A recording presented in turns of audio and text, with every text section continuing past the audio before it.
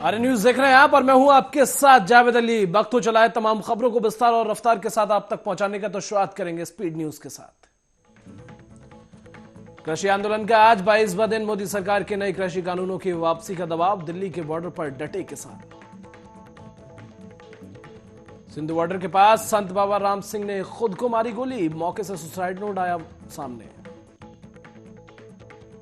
बाबा राम सिंह की मौत पर बोले राहुल गांधी का मोदी सरकार क्रूरता की हर हद पार कर चुकी, सुसाइड नोट भी आया सामने।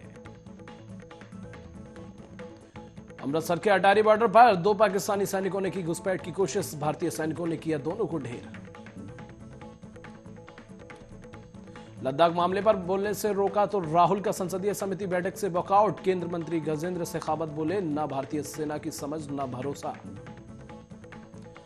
पीएम मोदी और बांग्लादेशी समकक्ष हसीना के बीच आज हुआ वर्चुअल सम्मेलन, दोनों देशों के बीच संपर्क बढ़ाने पर दिया जोर।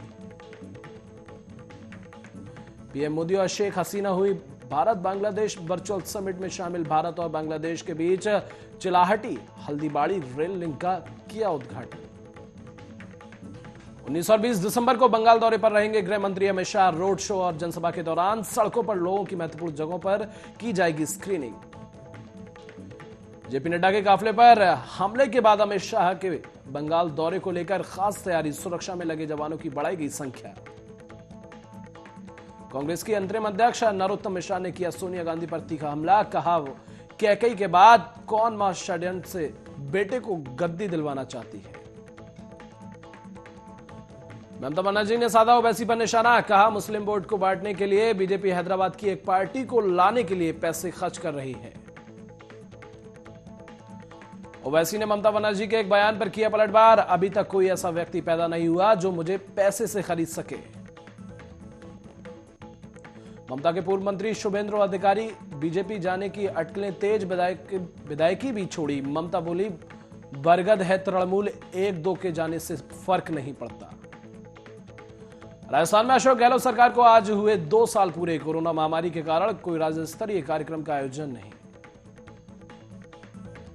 फिर सुर्खियों में आई कैलाश विजयवर्गीय, बोले कमलनाथ सरकार गिराने में थी पीएम मोदी के अहम भूमिका। दिल्ली विधानसभा का एक दिन का विशेष सत्र आज, नगर निगमों में 2400 करोड़ रुपए की अनियमितताओं पर होगी चर्चा, उप मुख्यमंत्री मनीष सिसोदिया ने दी जानकारी। सीमा पर तनाव के बीच मोदी सरकार का बड़ा फैसला, चीनी बॉर्डर से जोड़ने वाले सभी राजमार्ग होंगे 10 मीटर चौड़े। मोबाइल और टीवी के सिग्नल को बढ़ाने वाली सैटेलाइट आज होगा लॉन्च, दोपहर 3:41 पर की जाएगी लॉन्च।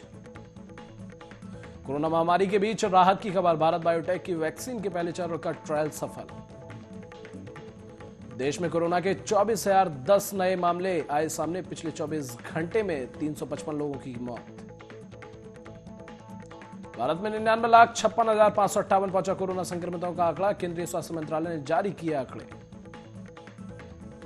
भारत और ऑस्ट्रेलिया में आज से टेस्ट सीरीज का आगाज, पहली बार विदेश में पिंक बॉल मैच खेलने उतरेगी टीम इंडिया, पृथ्वी शॉ करेंगे ओपनिंग। भारत में मौसम विभाग के अनुसार आज उत्तर भारत के 6 राज्यों में शीतलहर, कोहरे का दिखा असर, वहीं दक्षिण से कुछ राज्यों में बारिश के आसार। दिल्ली में बर्फीली हवाओं ने बढ़ाई ठिठुरन, मंगलवार को 4.1 डिग्री दर्ज किया गया तापमान, अधिकतम तापमान 18.5 डिग्री रहा। सोनू सूद की इमेज के चलते मेकर्स ने फिल्म में किए बड़े बदलाव, एक्टर बोले नहीं करूंगा विलेन के रोल।